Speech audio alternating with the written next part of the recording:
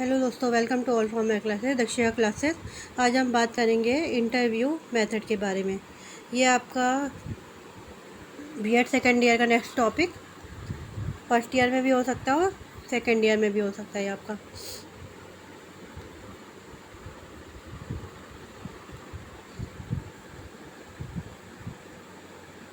ये assessment for learning का interview method है। असेसमेंट फॉर लर्निंग जो आपकी बुक है उसका इंटरव्यू टॉपिक्स है ये।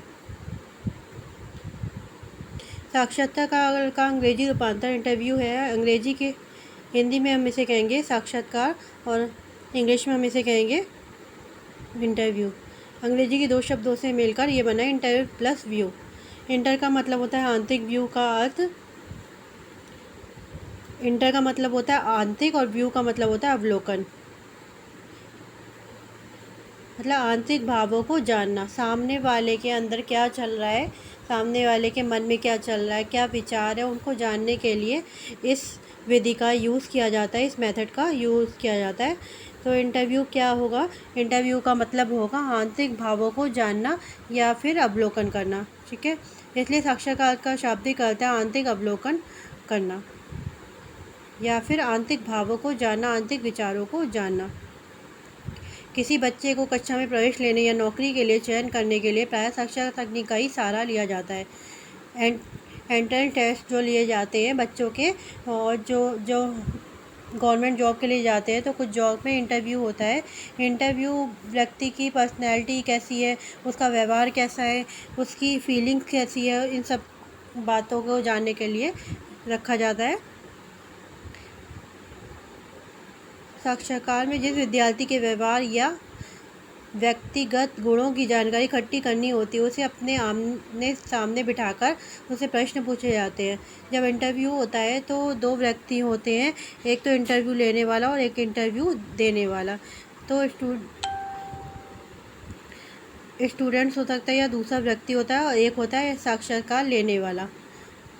तो आमने सामने बैठे हुए, और इंटरव्यू जो लेने वाला होगा वो सामने वाले बंदे से, सामने वाले व्यक्ति से या फिर सामने वाले बच्चे से क्वेश्चन पुटअप करेंगे। और क्वेश्चंस कैसे होंगे? उनके व्यवहार को जानने के लिए, उनके अंदर क्वालिटी जानने के लिए, उनकी फीलिंग्स जानने के लिए।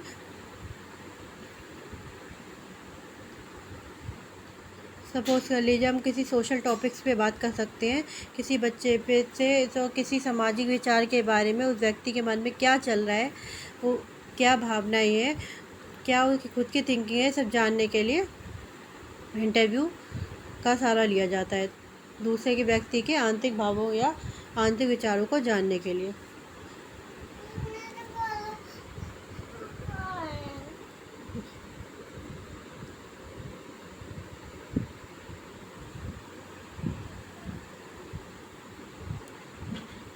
उसके उत्तर के ढंग एवं उत्तर का विश्लेषण करके उसके व्यवहार एवं व्यक्तित्व के बारे में निष्कर्ष निकाले हैं। प्रश्न पूछना और उत्तर प्राप्त करने का तरीका मौखिक, लिखित, मिला जुला भी हो सकता है। साक्षात्कारता क्वेश्चन पूछेगा और सामने वाला जो इंटरव्यू देने वाला है उसके हाव भाव कैसे हैं, वो कैसे आंसर कर रहा है। अगर कोई इंटरव्यू देने वाला झूठ भी बोल रहा होगा तो उसे पता चल जाएगा कि जो इंटरव्यू ले रहा है कि सामने वाला सच बोल रहा है, झूठ बोल रहा है। तो इंटरव्यू के माध्यम से ही होता है। वो कब होता है? जब दोनों आमने सामने होते हैं। प्रश्न पूछना तथा उत्तर प्राप्त करने का तरीका मौखिक, लिखित, मिला जुला हो सकता है। मौखिक भी हो सकता है और लिखित भी हो सकता है। इंटरव्यू सिर्फ मौखिक नहीं होता है, रिटर्न भी होता है। मान लीजिए कि आपका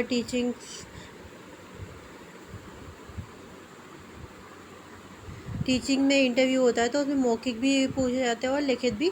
ब्लैक बोर्ड होता है, वहाँ पे बच्चों से बोल देंगे कि ये टॉपिक्स है, आप इस टॉपिक्स पे हमें पढ़ा के दिखाइए, कि बच्चों को आप कैसे पढ़ाओगे। तो ये भी एक इंटरव्यू का ही एक पार्ट है कि इंटरव्यू मौखिक भी होता है और लिखित भी हो सकता है। मौखिक नहीं हो सकता, लिखित भी हो सकता है।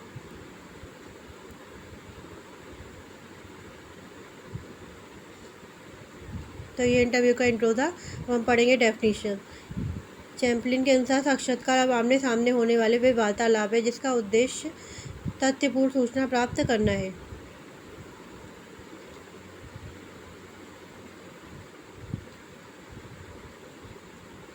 यहाँ पर इनका मतलब है जब इंटरव्यू लिया जाता है तो जो इंटरव्यू लेने वाला होता है, इंटरव्यू देने वाला होता है, दोनों आमने सामने बैठे होते हैं और उनमें क्वेश्चनिंग होगी और उनमें जो मेन उद्देश्य है वो क्या होगा, जानकारी इकट्ठा करना। उसके बाद है गुड एंड हेड के अनुसार मौलिक रूप से साक्षात्कार सामाजिक अंतःक्रिया की एक प्रक्रिया है। मतलब कि कम्युनिकेशंस और समाज के प्रति दूसरे व्यक्ति क्या सोचते हैं, उनके विचारों को जानना ही इंटरव्यू है। अब टाइप्स ऑफ इंटरव्यू पढ़ेंगे तो ये डेफिनेशन आप ऐसे लिख सकते हैं। जब आप एग्ज़ाम देने जाओगे तो आपको 2 डेफिनेशन तो लिखनी चाहिए ताकि आपको अच्छे नंबर मिल सके। टाइप्स ऑफ इंटरव्यू देखते हैं। व्यक्तिगत साक्षात्कार, पर्सनल इंटरव्यू, जहां अनुसंधानकर्ता साक्षात यहाँ पर जो इंटरव्यू लेने वाला व्यक्ति होता है व्यक्तिगत रूप से किसी एक व्यक्ति से मौखिक, लिखित या दोनों रूप से वांछित सूचनाएं इकट्ठी करने का प्रयास करता है।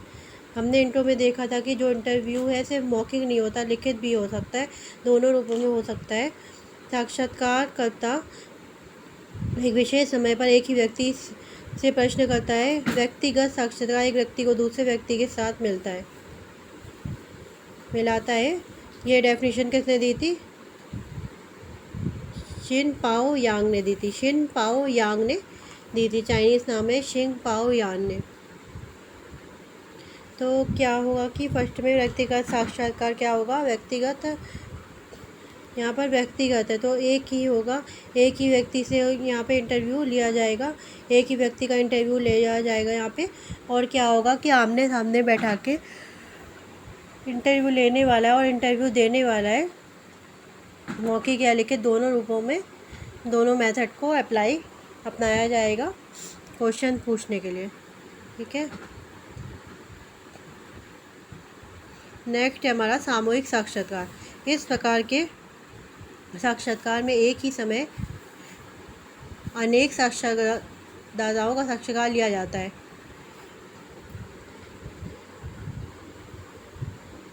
व्यक्तिगत में एक व्यक्ति से और सामूहिक में ग्रुप में इंटरव्यू लिया जाएगा। इस प्रकार के साक्षात्कार में एक ही समय अनेक साक्षात्कारदाताओं को साक्षात्कार किया जाता है। साक्षात्कारदाताओं मतलब जो इंटरव्यू देने वाले हैं उनका इंटरव्यू लिया जाता है। समूहवाद विवाद और इसी का एक विशिष्ट स्वरूप है। जब डिबेट होती है तो इसी का यूज़ किया जाता है साक्षात्कार में।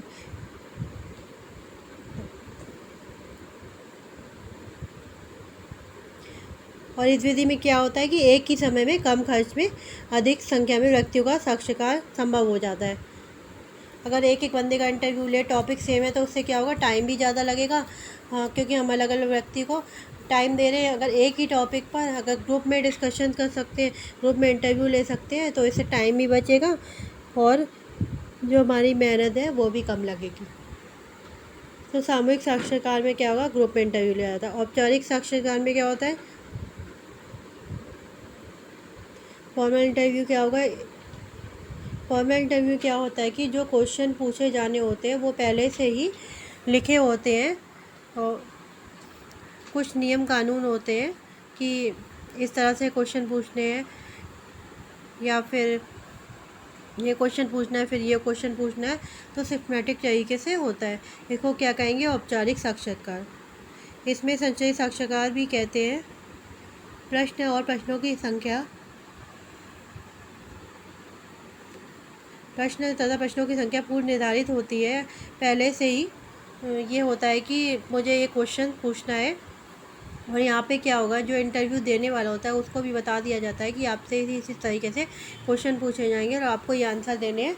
या फिर 1 लाइन 2 लाइन्स के क्वेश्चन यहाँ पे होते हैं। एक क्वेश्चन पूछ लिया, उसका 1-2 लाइन में ही आंसर दिया जाता है। इसमें अनेक औपचारिक तथ्यों, साक्षात्कार गाइड, साक्षात्कारकर्ता पर नियंत्रण, अन्य अनेक नियमों पालन करना पड़ता है।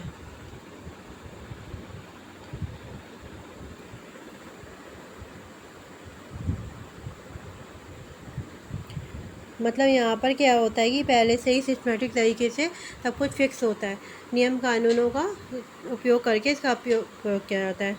उसके बाद है अनौपचारिक साक्षात्कार। यहाँ पर पहले से ही कुछ भी डिसाइड नहीं होता है और 1 लाइन 2 लाइन्स में आंसर नहीं होते हैं।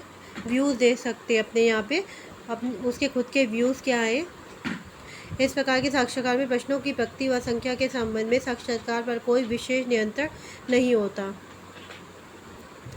इंटरव्यू पर कोई विशेष नियंत्रण नहीं होता कि इतना टाइम लगेगा या क्वेश्चन यहाँ पे फिक्स होंगे। जो इंटरव्यू देने वाला होगा वो बिल्कुल फिक्स आंसर देगा 1 2 लाइन में। यहाँ पे ऐसा नहीं होता अनौपचारिक इनफॉर्मल इंटरव्यू में।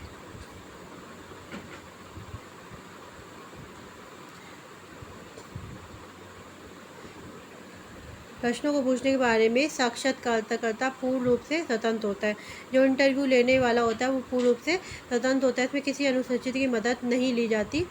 यहाँ पर कोई नियम कानून नहीं होता, बिल्कुल फ्री होता है जो इंटरव्यू लेने वाला। किसी जो उसके मन में आता है या फिर जो टॉपिक उसने सेलेक्ट किया हुआ है किसी के इंटरव्यू लेने के लिए, वो अपने मन से भी क्वेश्चन पूछ सकता है अपने एक्सपीरियंस के अनुसार। ये नहीं है कि पेपर पेन आपने लिया है और फिर जो पेपर पे लिखा हुआ है क्वेश्चंस वही उससे पूछे जाएंगे, ऐसा नहीं होता। यहाँ पे किसी भी टॉपिक से रिलेटेड कोई भी क्वेश्चन पूछ सकते हैं। उसके बाद है पुनरावृत्ति साक्षात्कार। कुछ सामाजिक घटनाओं और तथ्यों के घटित होने में पुनरावृत्ति पाई जाती है। सामाजिक संबंधी घटनाओं में एक विशेष बात है कि इस प्रकार की घटनाओं का अध्ययन करने के लिए पुनरावृत्ति इंटरव्यू का प्रयोग किया जाता है। कोई सामाजिक घटना घटी या ये तो ये नहीं कि उसका एक बार ही इंटरव्यू ले लिया, उसको बार बार डिबेट भी होती रहती है। बार बार रिपीटेड इंटरव्यू लेते हैं किसी एक ही टॉपिक पर, और वो टॉपिक कौन सा होगा, सामाजिक घटनाओं से रिलेटेड। तो जब हम बार बार इंटरव्यू लेंगे तो उसको हम कहेंगे पुनरावृत्ति साक्षात्कार। उसके बाद है निदात्मक साक्षात्कार। इस प्रकार के यहाँ पर हम 2 इंटरव्यू ले रहे हैं साथ पे, एक निदात्मक साक्षात्कार और एक उपचारात्मक साक्षात्कार। यहाँ पर हम दोनों इंटरव्यू समझा रहे हैं हमको, निदात्मक साक्षात्कार और उपचारात्मक साक्षात्कार। निदात्मक में क्या होता है, समस्या का पता लगाएंगे, और उपचारात्मक में उसकी समस्या को हम सॉल्व करेंगे।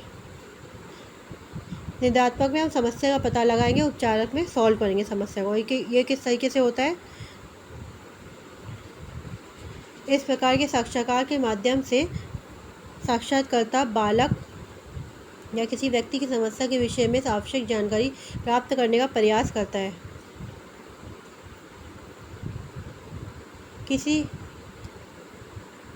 किसी स्कूल अध्यापक द्वारा छात्रों के किसी विशेष समस्या के विषय में सूचनाएं इकट्ठी करने के लिए इसका उपयोग किया जाता है।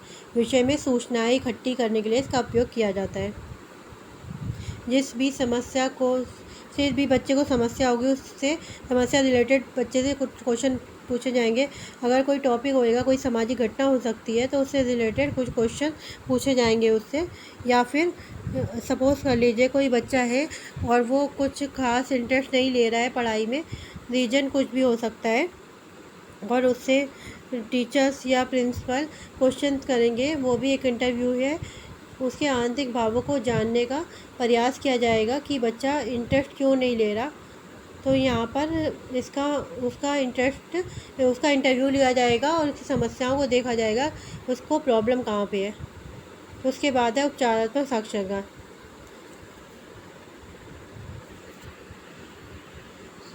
कब आता है हमारा उपचारात्मक साक्षात्कार। निदात्मक साक्षात्कार के बाद जब किसी बच्चे की समस्या हो तथा उसके विषय में जानकारी इकट्ठी कर ली जाती है, तो उपचारात्मक साक्षात्कार में व्यक्ति इस प्रकार से बातचीत की जाती है कि उसको अपनी चिंताओं या समस्याओं से मुक्त किया जा सके। मतलब जब निदात्मक साक्षात्कार में हम उसकी समस्या का पता लगा लेते हैं, फिर उपचारात्मक साक्षात्कार में उसकी समस्या को हल करने का प्रयास करते हैं।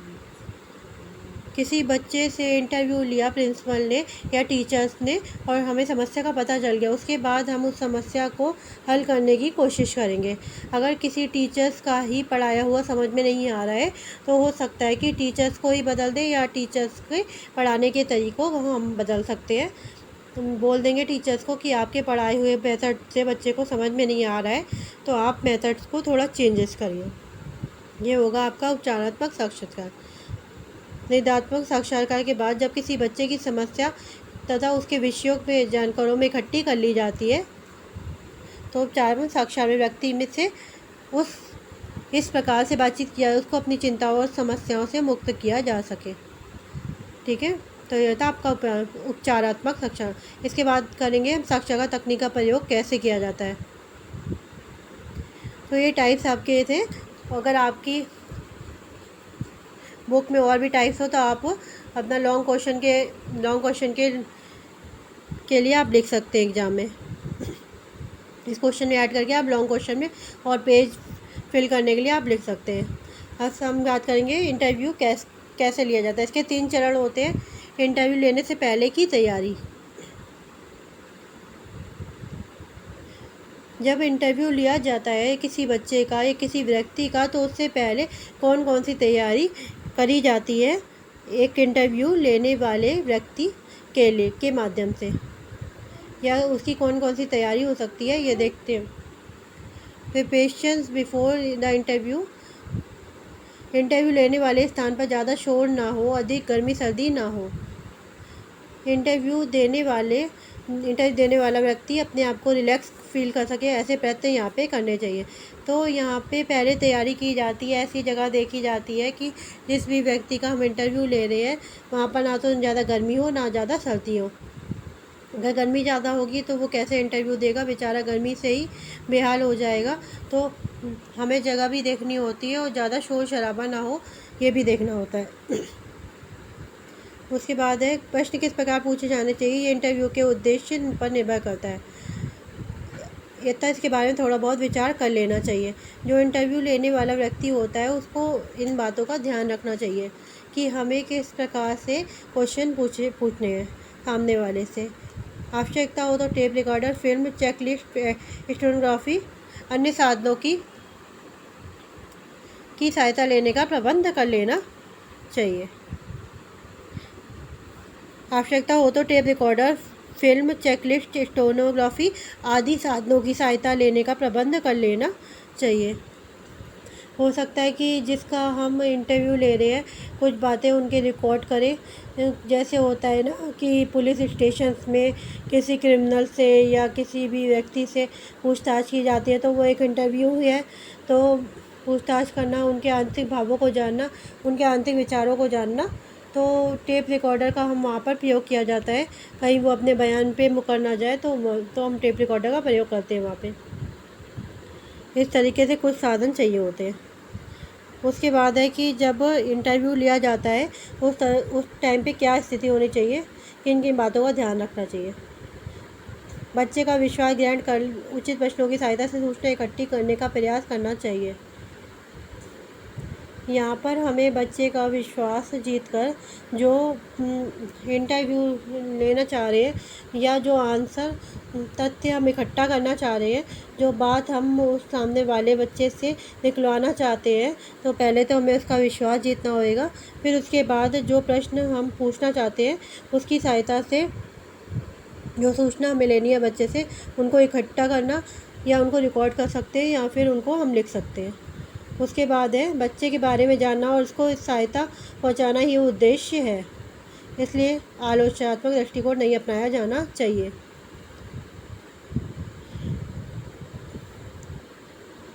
तो उद्देश्य क्या है कि बच्चे की पहले से हमें प्रॉब्लम को देखना है, प्रॉब्लम्स क्या है, जैसे निदात्मक में हमने देखा था। उसके बाद उस प्रॉब्लम को सॉल्व करना ही इंटरव्यू का ही एक पार्ट है।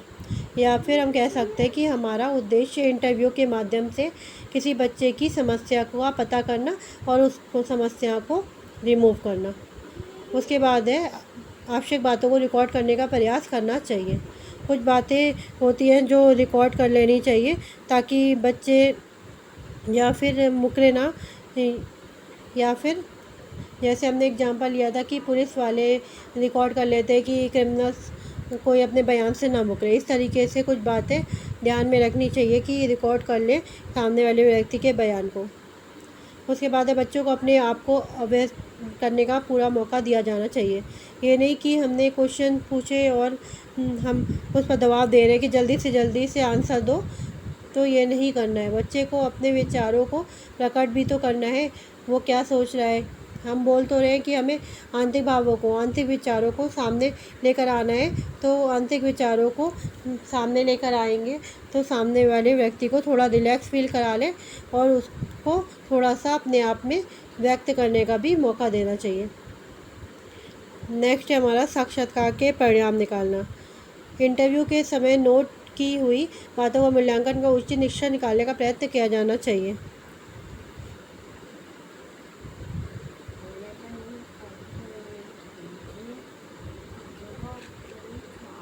अब हमें कंक्लूजन फॉर इंटरव्यू निकालना है।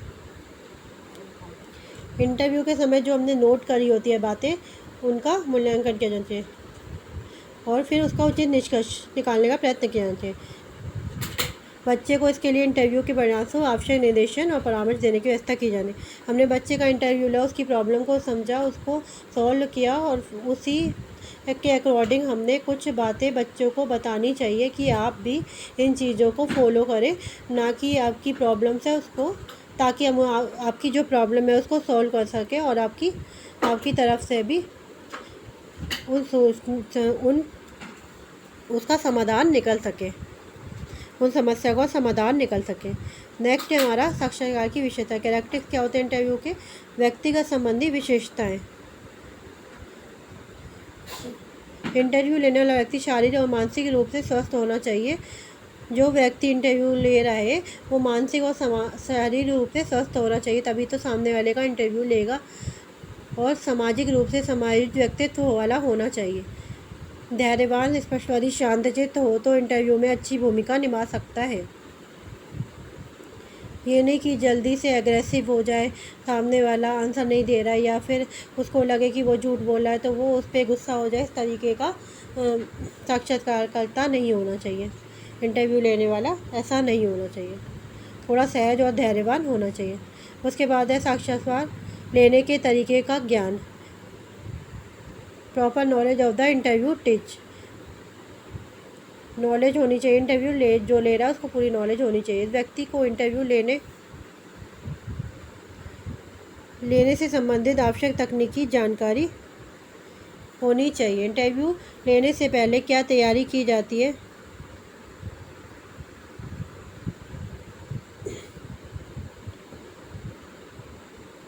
इंटरव्यू लेने से पहले क्या तैयारी की जाती है? प्रश्न किस प्रकार पूछने हैं, जानने हैं और उत्तर लेने, सूचना निकलवाने के लिए किस प्रकार के प्रयत्न किए जाने चाहिए, इन सभी की जानकारी। सामने वाले से सबसे बड़ी प्रॉब्लम तो यही होती है कि हम उससे सूचनाएं कैसे, या फिर हम जो उनसे पूछना चाह रहे हैं, जो आंसर हम उनसे लेना चाह रहे हैं वो कैसे निकलवाए। ये गुण भी एक इंटरव्यू लेने वाले में होना चाहिए। कई लोग होते हैं ना कि बातों बातों में ही उलझा कर सामने वाले से सारी बात निकलवा लेते, तो इस तरीके से होना चाहिए इंटरव्यू लेने वाला। इन सभी की जानकारी एक अच्छे साक्षात्कार में होनी चाहिए।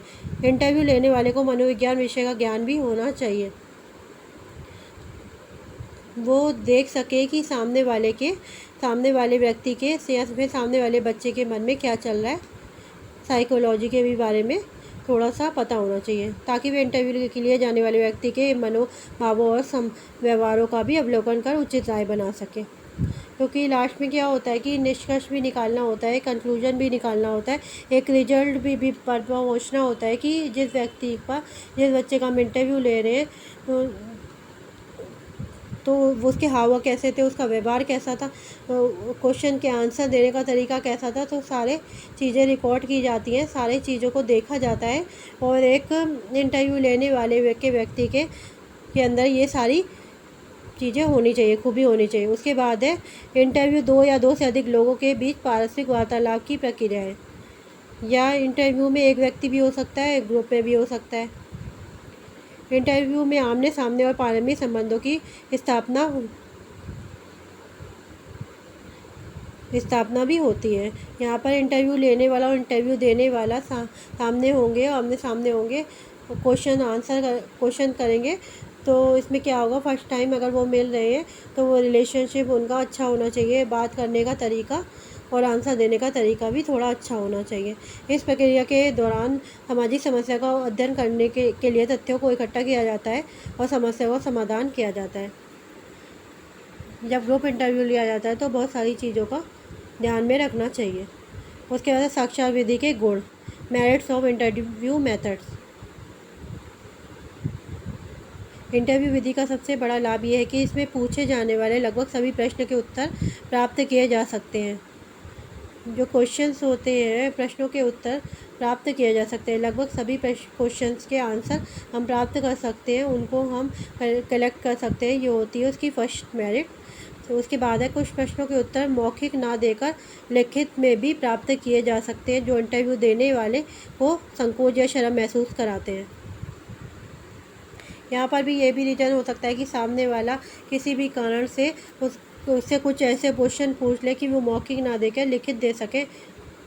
तो ये होता है सेकंड पॉइंट।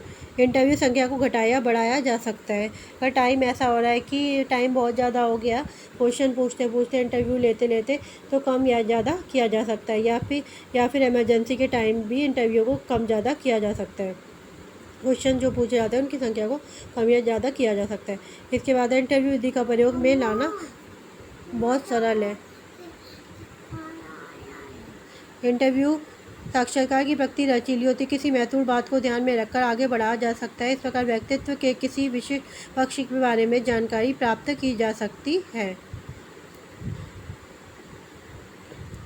यहाँ पर क्या हुआ कि ये पहले तो हम किसी कॉमन बातों को आगे बढ़ेंगे, जो सामने वाला व्यक्ति है या सामने वाला बच्चा, उसके बारे में पूछेंगे। फिर धीरे धीरे करके हम उस टॉपिक के बारे में आएंगे जो हम उससे पूछना चाह रहे हैं, जो हम जानकारी हम उनसे इकट्ठी करना चाह रहे हैं, या फिर जो क्वेश्चन हम उनसे पूछना चाह रहे हैं उस पर हम आएंगे बिल्कुल धीरे धीरे। साक्षात्कार विधि की सीमाएं, लिमिटेशंस क्या होती है इंटरव्यू मेथड की? इसकी सबसे बड़ी सीमा ये है कि साक्षात्कार को काफ़ी योग्य और प्रशिक्षित होना चाहिए।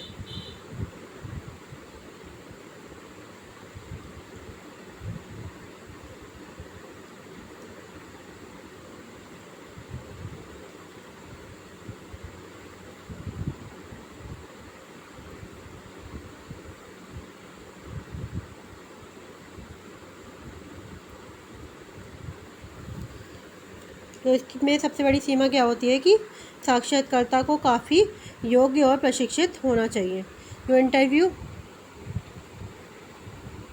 जो इंटरव्यू लेने वाले को काफ़ी योग्य और प्रशिक्षित होना चाहिए। कैसे घुमा फिरा के सामने वाले से जानकारी हासिल करना है, ये उसके पास होना चाहिए। ये अनुभव उसके पास होना चाहिए। ये तरकीब उसके पास होनी चाहिए। ये परिश्रम, समय और पैसे की दृष्टि से काफ़ी खर्चीली विधि है। कुछ टाइम ऐसा आ जाता है कि इंटरव्यू लेने के लिए हमें बहुत सारी संसाधनों को इकट्ठा करना पड़ता है, तो कुछ थोड़ी खर्चीली भी है, समय भी ज़्यादा लग जा सकता है। उसके बाद है साक्षात्कार किए जाने वाले बच्चे को स्वतंत्रता रहती है कि प्रश्नों के उत्तर मनचाहे ढंग से दे सकता है। इसमें ये अपनी भावनाओं को छुपाने या तथा कमजोरी को न बताने का सहारा लेता है। अब किसी सामने वाले से क्वेश्चन पूछ लिया और वो नहीं बताना चाह रहा है अपने बारे में, तो वो क्या करेगा कि ये छुपा लेगा उन चीज़ों को, जो रियलिटी होती है उनको छुपा लेगा। लेकिन साक्षात जो इंटरव्यू लेने वाला हो, वो उसको ये बिल्कुल अच्छे से पता हो कि ये जो सामने वाला आंसर दे रहा है वो क्या ये सच बोल रहा है या झूठ बोल रहा है। तो ये इसकी कमी है ये कि सामने वाला कई बार अपने आंसर को या फिर अपनी फीलिंग को छुपा लेता है। नेक्स्ट है, कई बार इंटरव्यू देने वाला सामने वाले की जाति, पद, लिंग आदि को ध्यान में रखता है। इस प्रकार उसके उत्तर स्वाभाविक ना रहकर कृत्रिम, बनावटी और इंटरव्यू लेने वाले को प्रसन्न करने वाले बन जाते हैं। कि जो इंटरव्यू देने वाला है ये देखेगा कि जो सामने वाला किस जाति का है, या कि फिर उसे पता हो कि ये सामने वाला किस पद पर है, कौन उसका इंटरव्यू ले रहा है। और कोई बच्चा है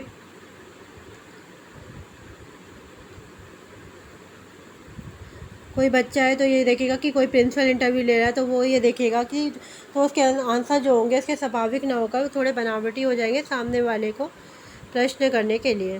सामने वाला मेरे आंसर से खुश हो जाए, तो इस तरीके से क्वेश्चन के आंसर हो सकते हैं।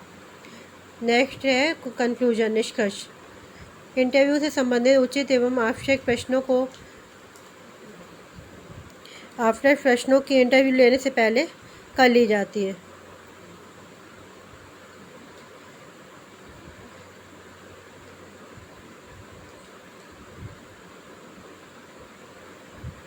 उन प्रश्नों का भी पहले से ही तय होता है, इस प्रकार के जो सामने वाले से हमें पूछने इंटरव्यू के टाइम, इस प्रकार से पूर्व निर्धारण में साक्षात्कार की प्रक्रिया काफ़ी नियंत्रित एवं व्यवस्थित होती है।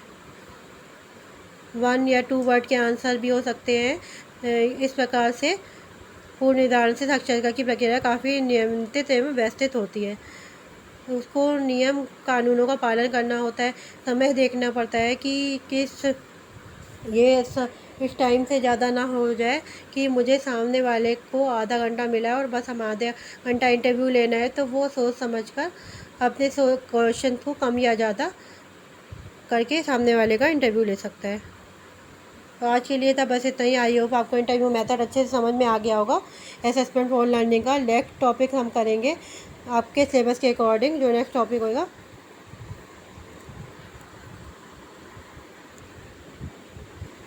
तो आपको इसकी PDF डिस्क्रिप्शन बॉक्स में मिल जाएगी, तो आप PDF डाउनलोड करके भी पढ़ सकते हो। ये आपका एग्ज़ाम की दृष्टि से काफ़ी इंपॉर्टेंट ये है, B.Ed सेकेंड ईयर टॉपिक है ये। और आपको अगर हमारा चैनल पसंद आए तो प्लीज़ लाइक शेयर सब्सक्राइब जरूर करें, ताकि हमें आने वाली वीडियो के लिए मोटिवेशन मिल सके। Thanks for watching.